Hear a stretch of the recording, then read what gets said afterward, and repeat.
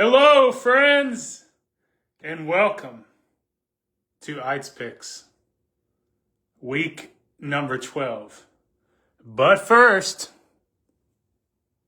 coffee. So, for my Aydt bite in history this week,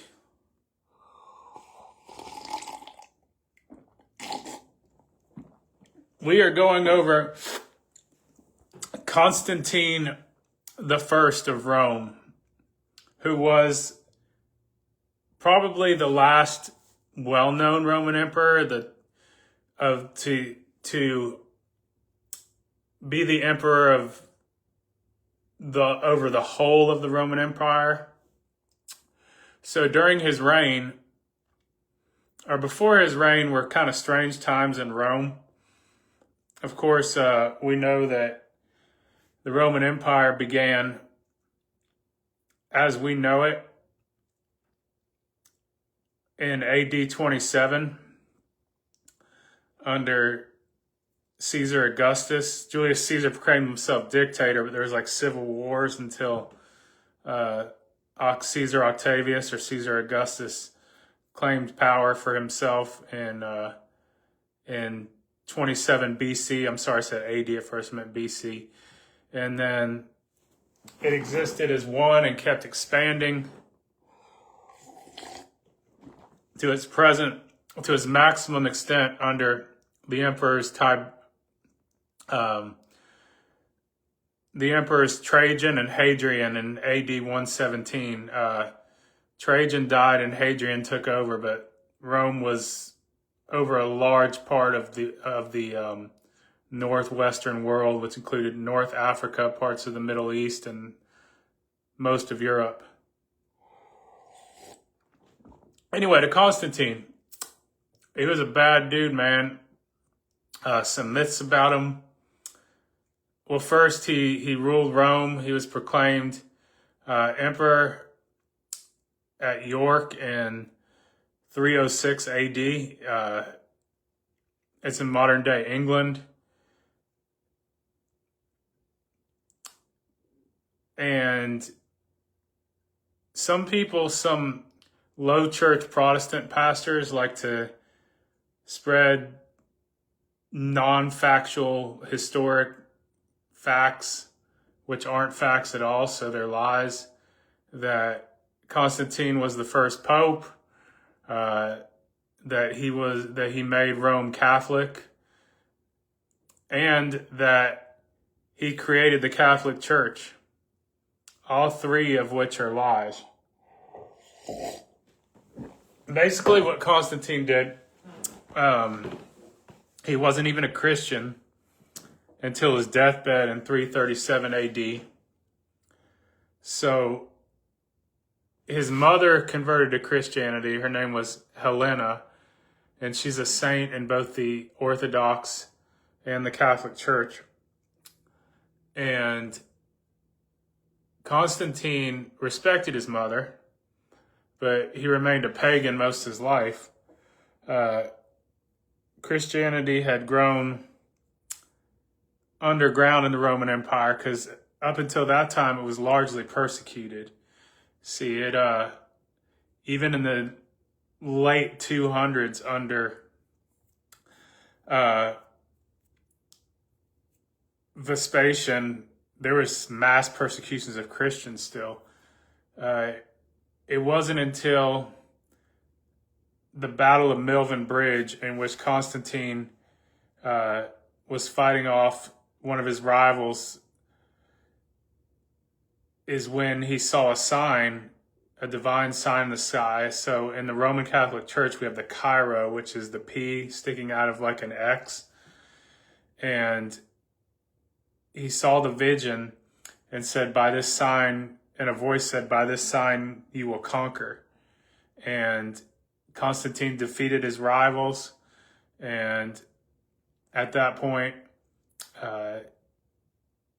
we're not sure if he was a Christian or not, but he respected Christianity enough to allow it to be free in the Roman Empire without it being persecuted. And he did this at the Edict of Milan in 313, or the Edict of Toleration in Milan, Italy, northern Italy, in which he said that Christianity will be tolerated in the Roman Empire and it will no longer be persecuted by any means. Persecution is against the law.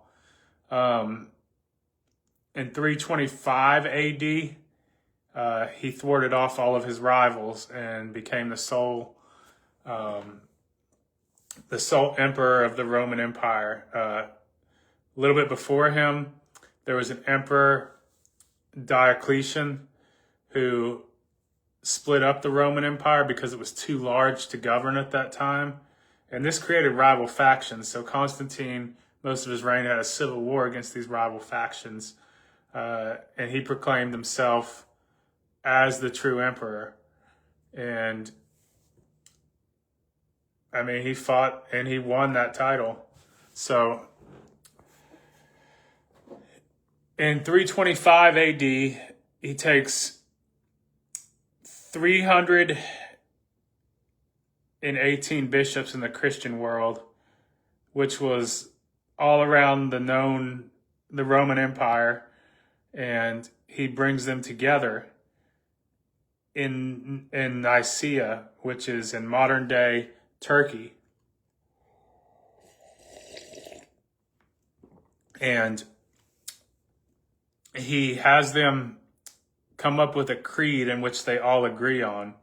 And this kind of rooted out Gnostic heresies. At the time, there's a lot going around, such as Arianism, there was Docetism, there's Nestorianism. And a lot of these heresies consisted of not believing in the Trinity. But of the bishops that were there at Nicaea, 316 and 318 of them believed in the Trinity, and they incorporated it into the Nicene Creed, which later in 381 under Emperor Theodosius, who would make Christianity the official religion of the Roman Empire, they came up with the Nicene Constantinopolitan Creed, which is the modern creed that the Catholics and the Orthodox to this very day say in their church. The Orthodox don't include the filioque, which is in Latin means "and the Son" to the creed. It was later added into the creed in the West because they wanted to clear up, ironically, an Arian heresy, which the Council of Nicaea aimed to eliminate anyway. So, yes. And what's even more ironic is Constantine later converted to Christianity, but it was from an Arian priest.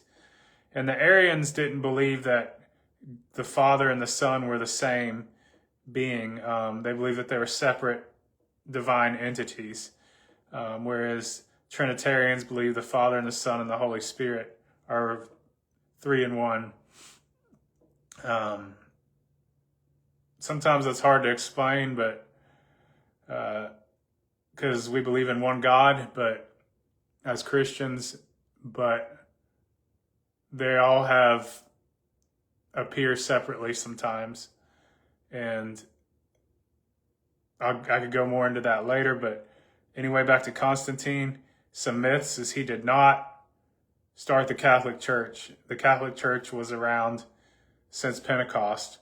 Really, even before then, when Jesus says to St. Peter in Matthew 16:16-20, "Thou art Peter, the rock which I'll build my church upon, of which the gates of hell cannot prevail." That's when he gives the first pope, who is Peter, the authority to bind and loose in making him the custodian of Christ's church on earth. That's not to say that the Pope is always perfect, which he's not. He's just a man. Only when he's speaking ex cathedra, or from the throne in the Church of St. John Lateran in Rome, which is very rare. So That's one of the myths of Constantine. The second is that he was the first pope, and I just covered why he wasn't. And the third is that he created Christianity that is so asinine. Why would he? How could he have created Christianity when we know it was around because it was being persecuted and he sought to end that persecution? That's probably the dumbest of the three. But anyway, that's my spiel on Constantine. We are going to the picks. And I probably ran way over 5 minutes. I got to get better at that with history. So, for the Lane Kiffin Bowl,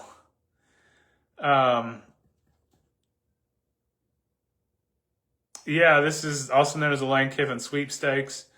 I don't know, man. I can't tell you what's going to happen. Like, Florida may get Lane Kiffin. They may not. There's been rumors that he's already signed a contract at Florida. If you talk to any Ole Miss fan, they're saying, oh, he's staying here for sure. But they don't know. They're just scared. They don't want to lose, like, their all-time greatest coach. I don't blame them, but at least don't lie about it or try to say that you know something that you don't. As a Gator fan who has deep connections and deep roots into the University of Florida Athletic Association, I can firmly tell you that I don't know anything. All I've heard is rumors, and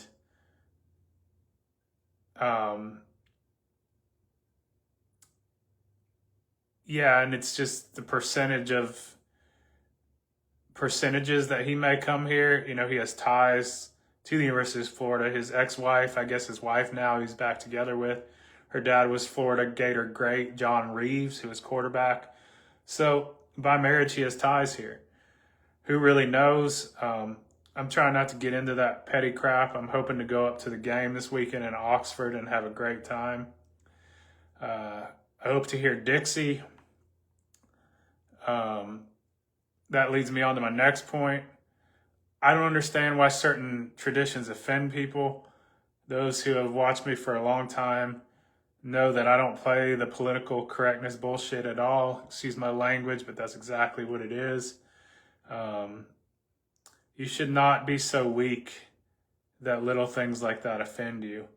I think you have failed as a human being if a song that represents the South and Southern culture offends you.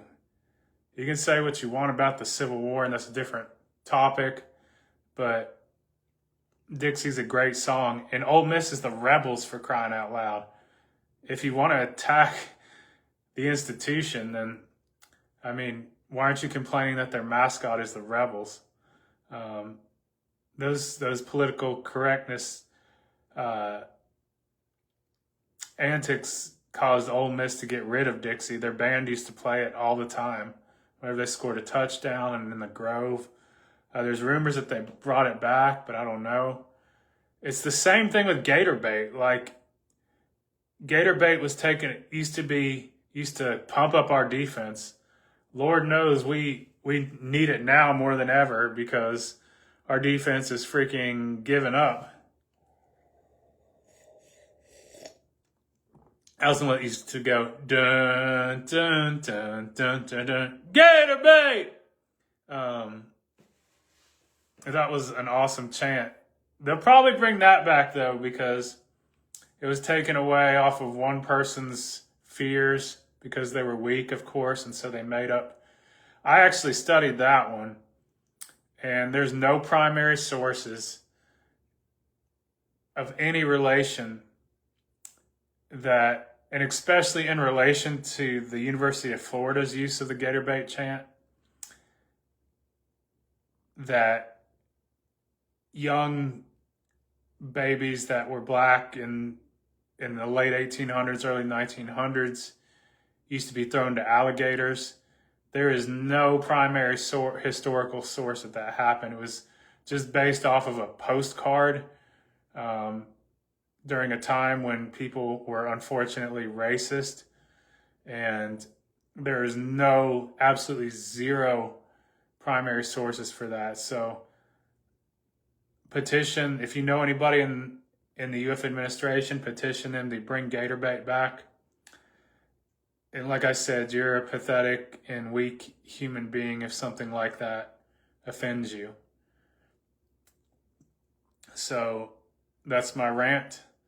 Next rant, I am going on, are these commentators, man. I don't, like, why? Nothing against him at all. Like, I just don't get the hype of Josh Pate. Like, why does everybody, he's like the golden boy in these college football shows. Like, I'm disappointed in these Gator YouTube podcasters are always like, well, Josh Pate, dude is just like a garage door commentator, man. He's never played the game.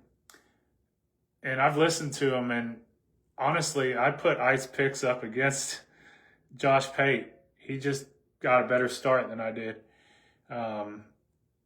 So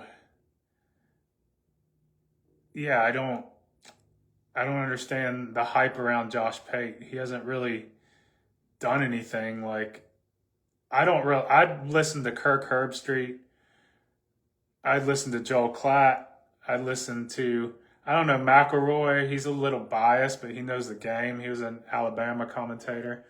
I do really like Herbstreit. He's usually pretty accurate. Who's another one that I like?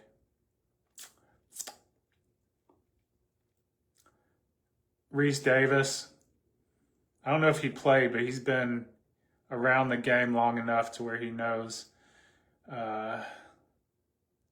Jesse Palmer does a good job, and he's not biased. Like, he played for the University of Florida, but he criticizes Florida where it needs to be. I would encourage you not to listen to freaking Josh Pate. Like I said, I don't understand his hype. Nothing against him personally. I've listened to his show enough, and he's wrong a lot. Like, I don't get it. Yeah, people are like, oh my gosh, he's an expert. No, he's not. That's my rant for the day. On to the picks. So, number 20, Louisville. They play at home versus Clemson.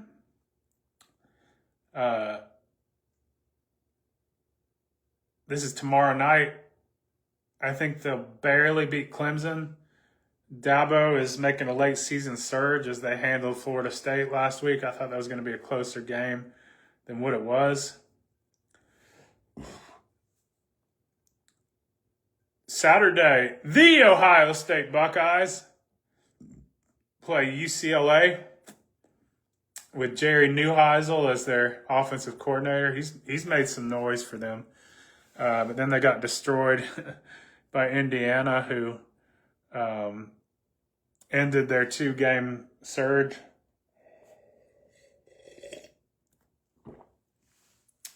I've got Ohio State over UCLA by a score of 45-24. Honestly, I don't think Ohio State repeats unless they just get lucky. Nothing against them, but I really hope that they go up against a team like Georgia, who is very hard to kill. Who else would probably humble them? Texas A&M would probably beat them. And somebody like an SMU, like that, who they wouldn't be prepared for, would just go in there and freaking shock the world. Number 2, Indiana. I like Signetti, but I'm kind of thinking Indiana's fool's gold because they play one of the easiest schedules in America, and they've dominated most people, but they struggled against Penn State, who fired their coach last week, and the only reason they won that game was because of an amazing catch. They can't screw around like that in the playoff. And I think they'll get bitten in the butt eventually. Moving on, I've got number 3, Texas A&M Aggies playing at home versus South Carolina. Texas A&M is impressing me more and more each week. I think Mike Elko should win Coach of the Year, and it's no contest. I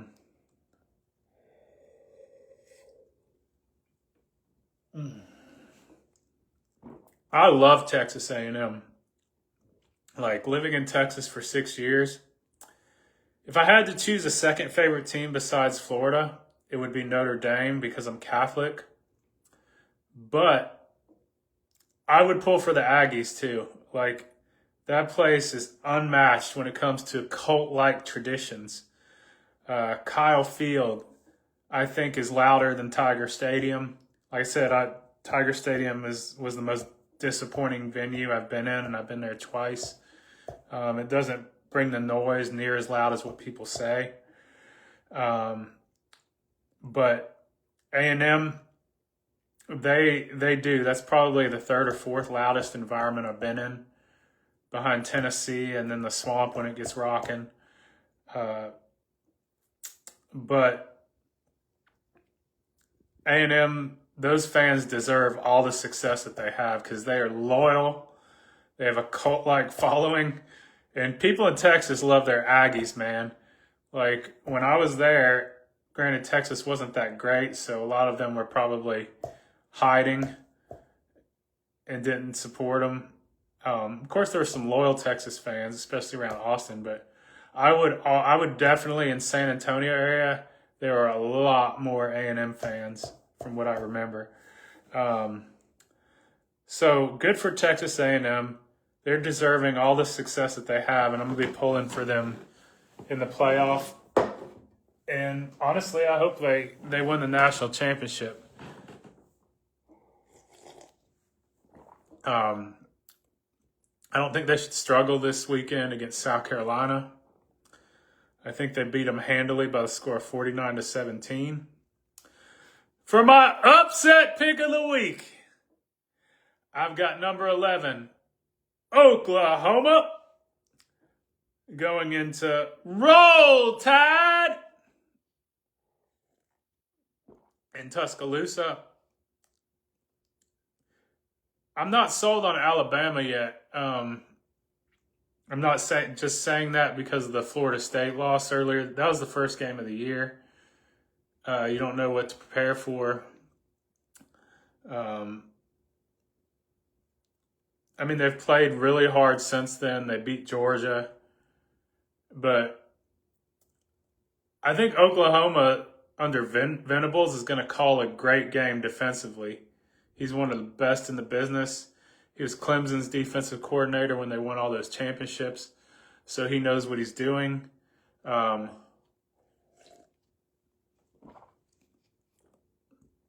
think they go into T-Town and shock Alabama by the score of 28-16. Boy, DeBoer is going to have some heat on him. Probably the game of the week. Texas, number 10 Texas Longhorns goes into Athens, Georgia, between the hedges, and plays the unkillable Georgia Bulldogs. Georgia is tough as nails, man. I got to give it to them, even though I freaking hate them because they're my rivals. Like Kirby Smart said, Georgia is tough to kill. They have been, probably the majority of their games have been fourth quarter games. And if you're a Georgia fan, you probably have been near cardiac arrest. But they always find a way to win in the last few minutes. And that's a testament to Kirby Smart's coaching as well as their conditioning. I think this is a great game. I think Georgia plays Houdini again.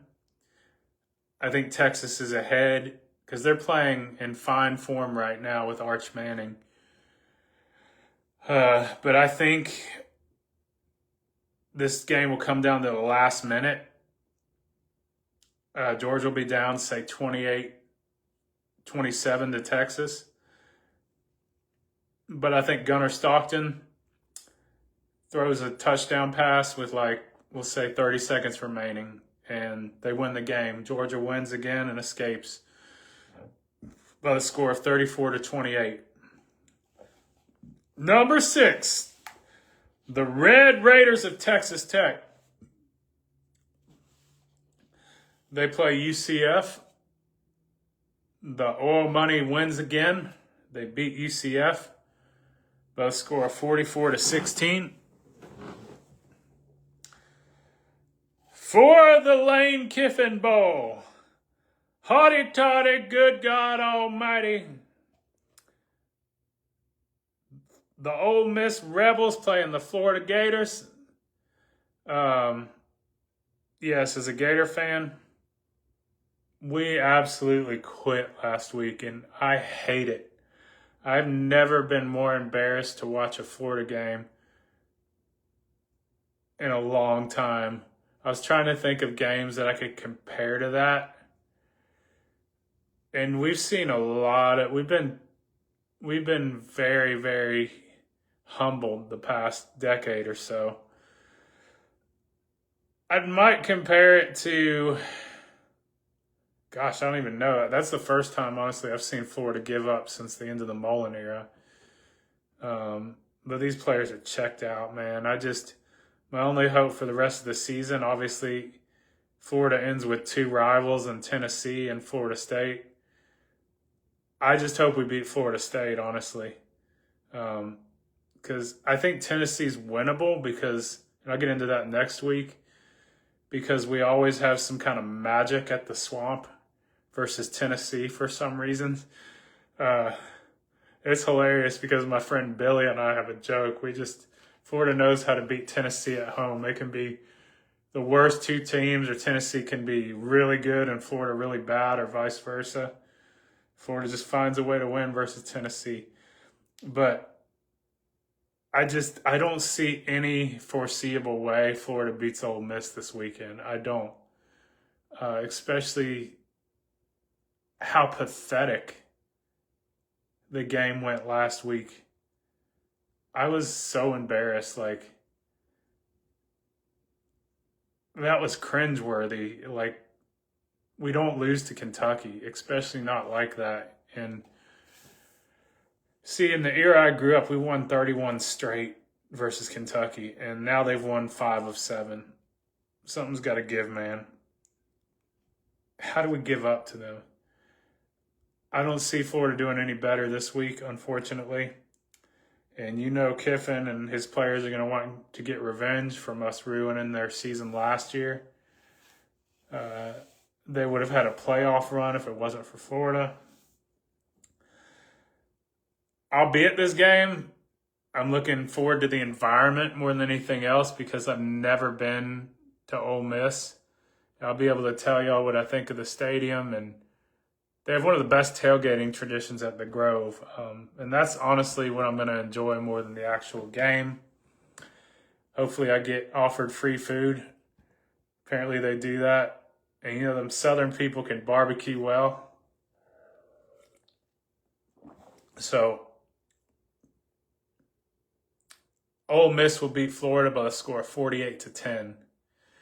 My only hope for the rest of the season is that we extend the scoring streak another year. And I don't know, man. Our offense needs to do something because I don't want to get a goose egg on the board.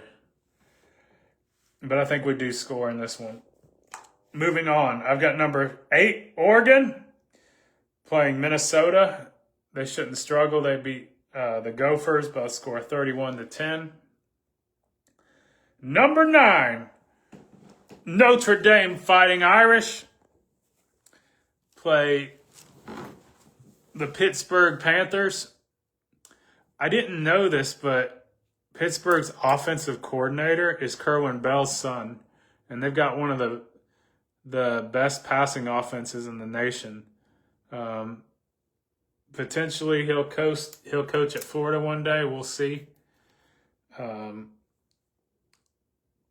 I think Notre Dame wins barely. I think they beat Pittsburgh by the score of 34-31. Got number 12, BYU. I was surprised. I picked them over Texas Tech last week. Obviously, that didn't do well. Most of my picks are good. Like, I'll maybe miss like 3 or 4 at maximum. But, yeah, that one surprised me. I thought BYU was going to win. They play TCU this week, and I think they beat TCU by a score of 37-33. I've got number 13, Utah Utes, playing the Baylor Bears in Waco. I've got Utah over Baylor by a score of 42-20. Number 15, the U. They play NC State. Man, they smacked Syracuse last week.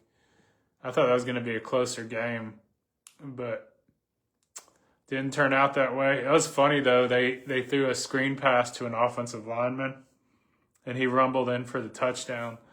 I always love to see the big man get the ball. NC State, one thing that can be said about the Wolfpack is that they always have a good little defense. They have athletes. Every time I think of NC State and I watch them, they always have a great secondary, a ball-hawking defense. They always have athletes.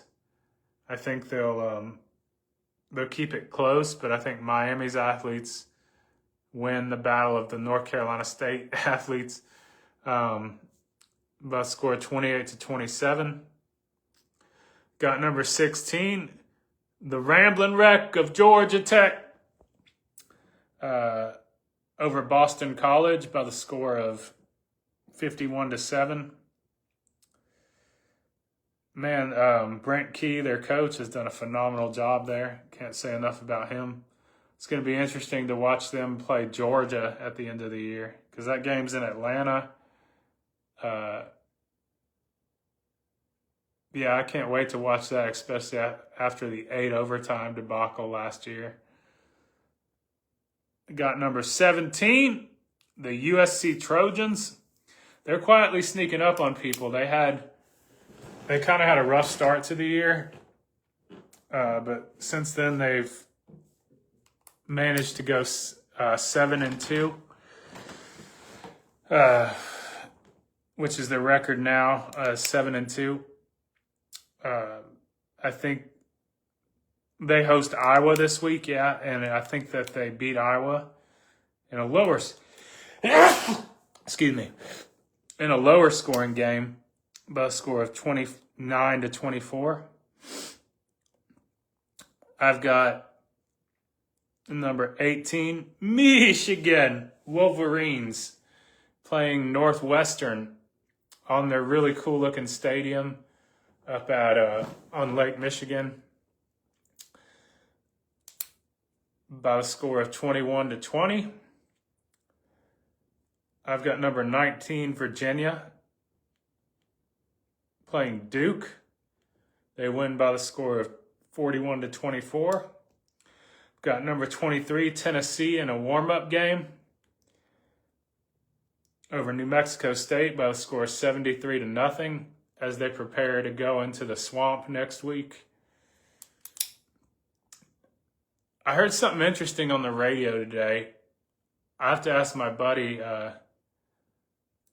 who's a big Tennessee fan, and he's actually coming to visit the swamp for the first time next week with me.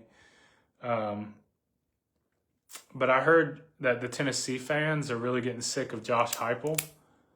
They have that unreal expectations, even more so than Florida, because at least Florida's won something fairly recently.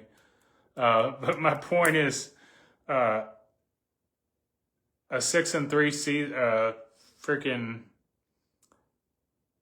10-3 season is not enough. 9-3, they expect to go perfect every year, and Josh Heupel can't win the big game for them. somebody said if they are to lose another one, either to Florida or Vanderbilt, Heupel might get fired. If he doesn't get fired, if he loses both of those games, he'll probably get fired. I could see that happening, but if he loses one of those games, I imagine he'll be on the hot seat going into next year. But he's been good for them, even though he hasn't gotten over the hump.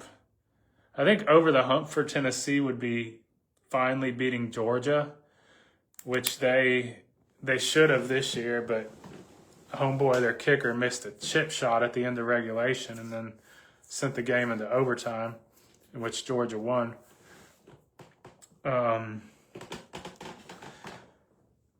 Moving on, got number 24, South Florida. They play Navy. They'll beat Navy by a score of 27-20.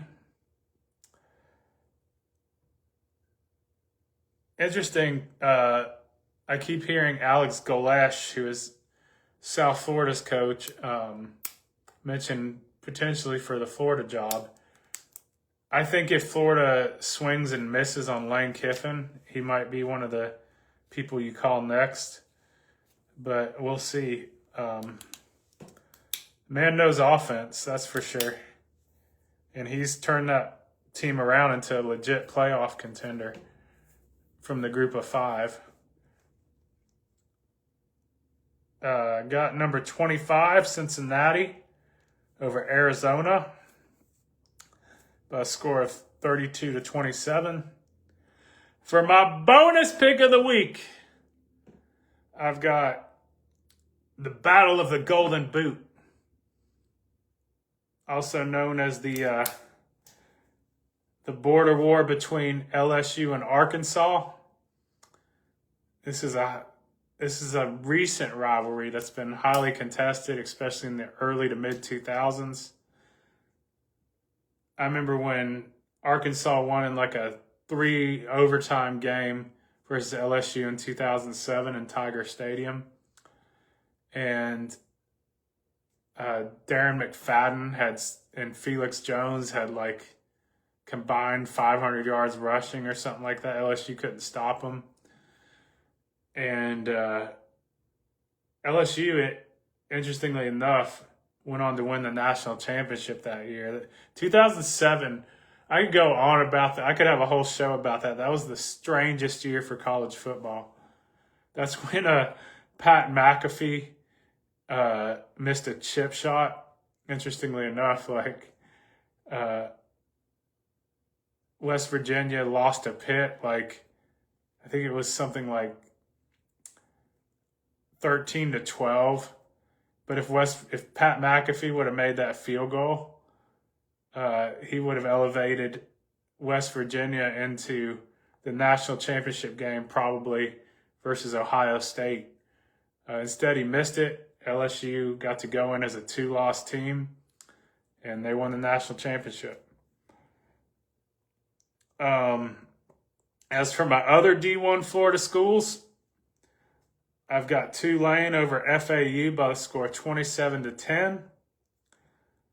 I've got Liberty over FIU by the score 27-6. Liberty's doing bad this year, man. Usually they're pretty competitive. I hadn't been paying attention to them, but when I saw their record, they're 2-6. I don't know what happened to Liberty.